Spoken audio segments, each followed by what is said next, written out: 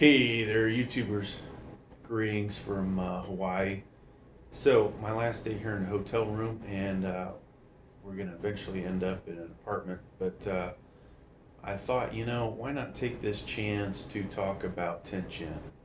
And specifically, what if you're thinking of upgrading from 8th gen or 9th gen Intel to 10th gen? What is actually compatible? How much is it going to cost you? What's available? When is it available? All right, so let's get into it. All right, folks, as we talked about in the intro, 10th gen. What do we need to know if we're going to upgrade? All right, so, Intel's website, at least at the moment, is not the best for giving you the full details.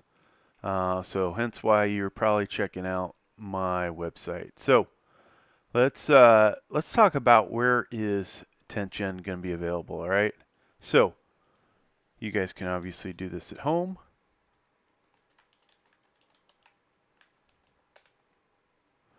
Boom. Not available yet in Amazon. All right. Now it is at Newegg, and let me back out of here. Two CPUs available. i5-10400. You see that price. Whether it's worth it's another story. And then the i9-10900K, which we would like to get for the channel. To answer the question, release date. These two are a May 20th. Okay. The other ones are a lot of them are saying second quarter, calendar year 20. So we have basically till the end of this month for that. So I don't believe those are actually going to be out this month. Now let's check Best Buy as well. See if you can get 10th gen Intel there. I may have to go back and type in CPU. Okay, it looks like desktops.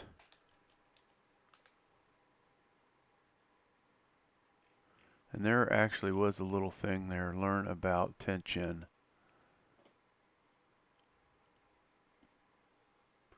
So yes, in the video I wanted you to know where you can get this stuff. All right, looks like it's going right into laptops. When it is available. Now let's talk about the gear that you're going to need, okay? So here's the i7-10700. TDP is 65 watts. The reason I wanted to cover this, the power supply that you're currently using for 8th to 9th gen, it's going to be good enough for this one, right? Now, if you decide to go i9-10900K, another story. Up to 125 watts there, and therefore that CPU that you were thinking of getting with your current system, where you decided not to get yourself that 100-watt buffer that I suggest, may not be enough. Okay, so you may have to upgrade your power supply. All right, let's talk motherboards. Let's go back to Newegg, because Newegg is the only place that's got anything going. So trust me on this. Z490, at least for now, is the only motherboards available. And you see all kinds of different prices. Let's sort. Where the heck is it? I know it's on here somewhere. There it is. Sort lowest price.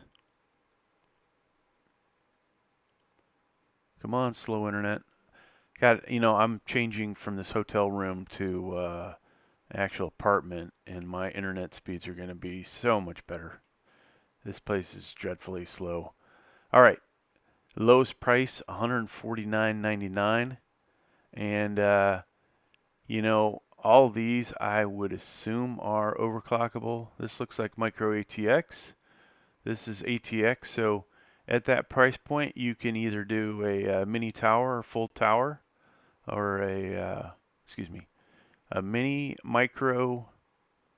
You can do a mid tower, or you can do a full tower.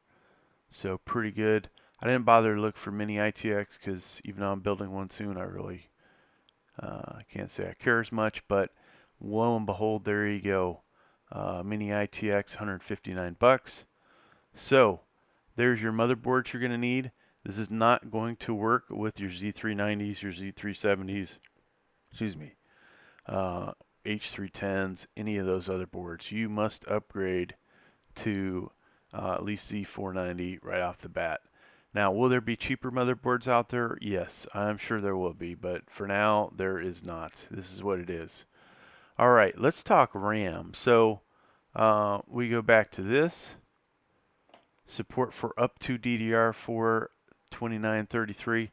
Now, I have not seen anything conclusive saying that the 2666 stuff does not work. But let's roll across here, okay?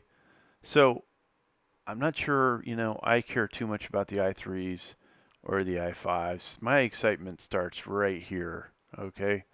And so is this RAM available? We're going to check that to see. And it looks like if you're going 10th gen i3 or i5, you're probably good with the RAM that you currently have, all right? It doesn't say here, whether it's 288 pin. I'm sure it is. So let's go look at RAM. So I Googled, inside a Newegg, I Googled 29, 33 megahertz RAM. All kinds of it popped up. Is, maybe a little more expensive. Yeah, it's definitely, I think, more expensive than the 2666. Whatever you can bump these up to is another story, but at least, to get in the game, $81 or $82. So that may be another thing that you've got to pay to upgrade. So right now we're looking at possible power supply upgrade. Definitely I would think RAM, motherboard, CPU. Now, what are we going to do to keep this stuff cool? Is your current Noctua cooler going to keep it cool?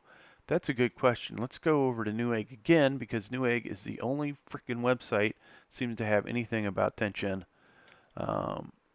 And I already went and looked for LGA 1200, CPU coolers. Only 2 came up, right? And would I buy either one of these to protect my $400 to $500 investment? I probably would not. Big Noctua fan. I may hold off until I see something specifically in writing saying that it's compatible and it's good to go. But let's go ahead and look at this Deep Cool. I've got one of the GAMX. I think it's just a regular 400, so I don't know what the 400S is. But here you go. So this one covers a lot, which also makes you think maybe the Noctuas will be good for it. But there you go. Covers the LGA 1200. And if you are currently 8th and 9th gen, there you got that one. AMD. So this one actually, this is the one I think it is. It's got some cheapness to it. But let's go ahead and look at Noctua, okay? See if it has added the 1200 to it. I could probably just put in Noctua. I don't even know if they make anything else. Okay, so here's one of the ones I have. Matter of fact, I've got a ton of these things. Well, let's go with the one that I definitely know I have. I didn't see the dual tower, dual fan one that I have. That's a monster. All right, so what do we have here? LGA 1200 is not listed. Here is, I think this is the other Intel processor out that are, yeah, LGA 2066. So this does not have 1200 yet. When will we find out if it's compatible? It's a good story. And there you go, folks. I believe that is all you really need to know at the moment if you're going to upgrade from 8th and 9th gen to 10th gen. There are obviously some issues, and from what I'm seeing, past history with Intel, you're not going to get a CPU cooler most likely with your i7, i9s if they end in a K. Later, when they have other models and they don't end in Ks, they will include a CPU cooler. Hopefully it'll be an upgrade over what they previously had. And so as we summarize, you're going to need for the 7th and 9th gen a minimum of new RAM, new motherboard, possibly a CPU cooler, and obviously the CPU, and this new Z490 motherboard. Now, final thing is graphics card wise. So obviously the RTX 2080s, 2080 Ti, 2080 Super, those are, you know, the best graphics cards out there. PCI Express 3.0 versus 4.0. Eventually, you know, you'll be able to take advantage of that. So if we swing back over to the motherboards, one of the things that is gained, and I don't know if it's in the cheap ones. Let's grab a really expensive one. See what we're getting for our money. All right, this guy right here, EATX. So that will fit in some of these deep cool matrix motherboards, but I will not be spending that much ever, even if I get sponsored. Nobody buys this stuff.